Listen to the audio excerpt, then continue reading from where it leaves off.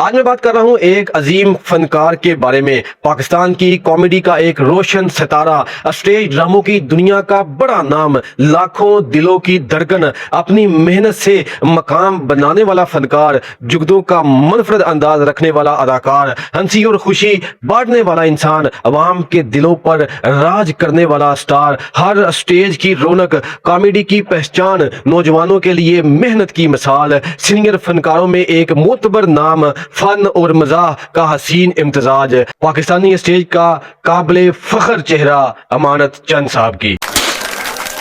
السلام علیکم دوستو، میں ہوں آپ کا ہوسٹ علی رضا اور آپ میرا یوٹیوب چینل دیکھ رہے ہیں۔ آج میں آپ کو پاکستان کے اس دھرتی کے ایک ایسے فنکار کے بارے میں بتانے جا رہا ہوں جس نے لاکھوں چہروں پر مسکراہٹیں بکھیری، جس نے مشکل حالات میں بھی لوگوں کو ہنسانا سکھایا، جس نے ثابت کیا کہ اصل کامیابی شہرت سے نہیں بلکہ لوگوں کے دلوں میں جگہ بنانے سے ملتی ہے۔ دوستو، دنیا میں بہت سارے لوگ آتے ہیں، کچھ وقت گزار کر چلے جاتے ہیں، لیکن کچھ لوگ اپنی محنت، اپنے فن اور اپنی شخصیت کی وجہ سے تاریخ کا حصہ بن جاتے ہیں۔ آج کی ہماری شخصیت بھی انہی لوگوں میں شامل ہے۔ آپ نے زندگی میں بے شمار کامیڈین دیکھے ہوں گے، مگر بہت کم فنکار ایسے ہوتے ہیں جو صرف مذاق نہیں کرتے بلکہ اپنے فن سے لوگوں کے غم بھی ہلکے کر دیتے ہیں۔ یہ وہ شخصیت ہے جس نے اسٹیج کی دنیا میں اپنی منفرد پہچان بنائی، اپنی ہر جستہ گفتگو سے اور شاندار ٹائمنگ اور قدرتی مزاح کے ذریعے ہر عمر کے لوگوں کو اپنا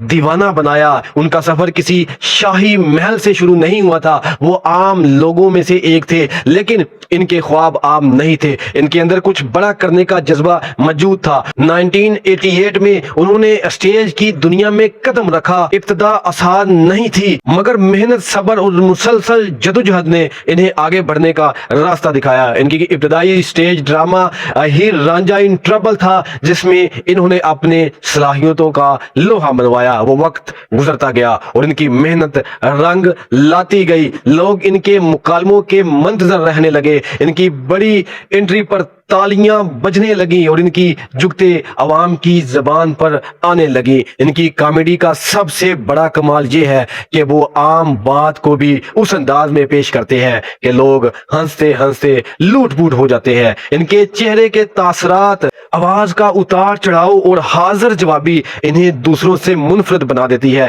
انہوں نے بے شمار اسٹیج ڈراموں میں کام کیا جن میں محبت، سی این جی، راج خان دیاں مستیاں، کچھ نہ کہو، ہیلو پارٹنر اور درجنوں دیگر مقبول ڈرامے شامل ہیں۔ صرف اسٹیج ہی نہیں، انہوں نے پاکستانی فلموں اور پنجابی فلموں میں بھی اپنی صلاحیتوں کا لوہا منوایا۔ ووٹی لے کے جانی ہے، چل میرا پوت 2 اور چل میرا پوت 3 اور دیگر فلموں میں ان کی اداکاری کو بہت پسند کیا گیا۔